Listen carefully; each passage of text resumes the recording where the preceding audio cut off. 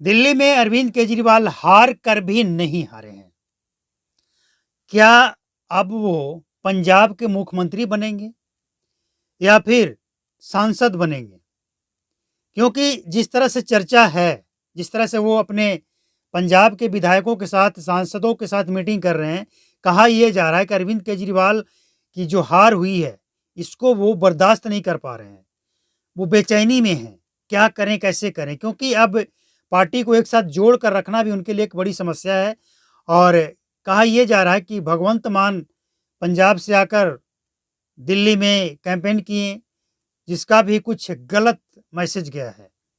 और अब वो जो पंजाब के विधायक हैं, उन सब विधायकों को ये अपने पक्ष में करके भगवंत मान को हटाकर खुद पंजाब के मुख्यमंत्री बनना चाहते हैं।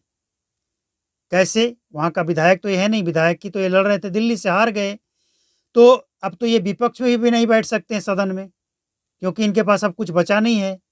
यह है कि हारे हुए नेता आम आदमी हैं, इनके पास अब कुछ नहीं है।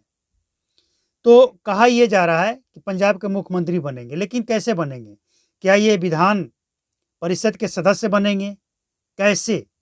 या फिर इनके पास पार्टी को संभालने के लिए एक और ऑप्शन बचा है कि राज्यसभा सदस्यता ले लेंगे। इनका एक कोई सदस्य सीट को खाली करेंगे, इस्तीफा देंगे और इनको सपोर्ट करेंगे, ये राज्यसभा सदस्य बन जाए। क्योंकि सांसद बनने जाएंगे तो इनको चुनाव लड़ना पड़ेगा, और चुनाव जीतेंगे कि नहीं जीतेंगे इसका कोई गारंटी नहीं है। और जो समस्या है वो यही है कि पार्टी को अगर ये एक करने जाएंगे, समेटने जाएंगे, कुछ भी बात ये बोलते हैं तो अंदर से ही आवाज़ आएगी कि आप अपना सीट तो बचा नहीं पाए और हमें नसीहत दे रहे हैं। जबकि इनके कुछ नेताओं का कहना है कि अरविंद केजरीवाल हारे नहीं हैं, इनको हराया गया है, अतीशी को जिताया गया है। वो जीती नहीं है, जिताया गया है।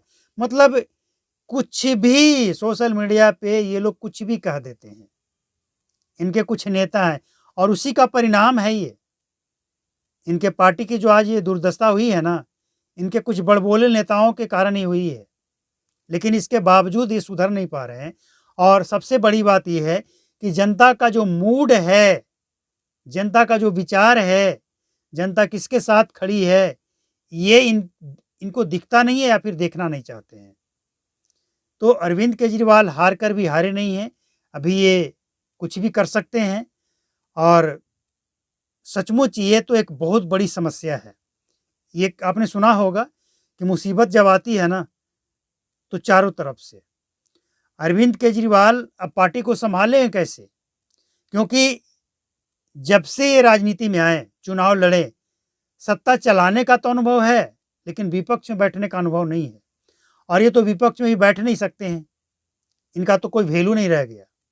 जो 22 से इनके उम्मीदवार जीत कर आए हैं, वही बैठेंगे और उसी में से किसी को नेता प्रतिपक्ष बनाना पड़ेगा। तो मुद्दे क्या हैं, कैसे हैं, उसको कैसे पकड़ेंगे, कैसे उठाएंगे सदन में, ये भी एक देखने वाली बात है।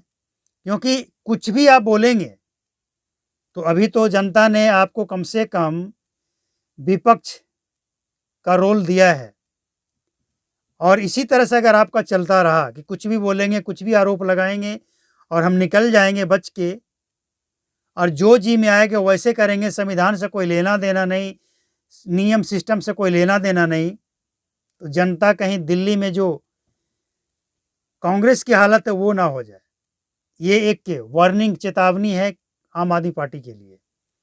आगे आम आदमी पार्टी के जो नेता हैं, एक से बढ़कर एक हैं, धुरंधर हैं, उनको खुद पता है। लेकिन इसके बाद एक बात ये भी आ जाता है कि अगर इनको पता ही होता तो इतनी बुरी तरह से ये दिल्ली में पीटते नहीं। इतनी बुरी तरह से इनकी हार हुई है दिल्ली के अंदर कि ये कुछ कह नहीं पा रहे हैं। सिर्फ और सिर्फ बीजेपी के ऊपर, इलेक्शन कमीशन के ऊपर, ईवीएम के ऊपर आरोप पर आरोप, आरोप पे आरोप लगा रहे हैं। और ये सच्चाई जानना नहीं चाहते हैं, सच्चाई के ऊपर मंथन करना नहीं चाहते हैं। और जिस तरह से मनीष सिसोदिया और इनके कुछ और लोग जिस तरह से बातें कर रहे हैं ना, समझ लीजिए कि इसका बुरा प्रभाव इनके ऊपर और पड़ने वाला है। इसलिए कि ऐसे ही कुछ काम पिछले कुछ दिनों से, कुछ महीनों से ये कर रहे थे, जिसका नतीजा है आज दिल्ली का रिजल्ट।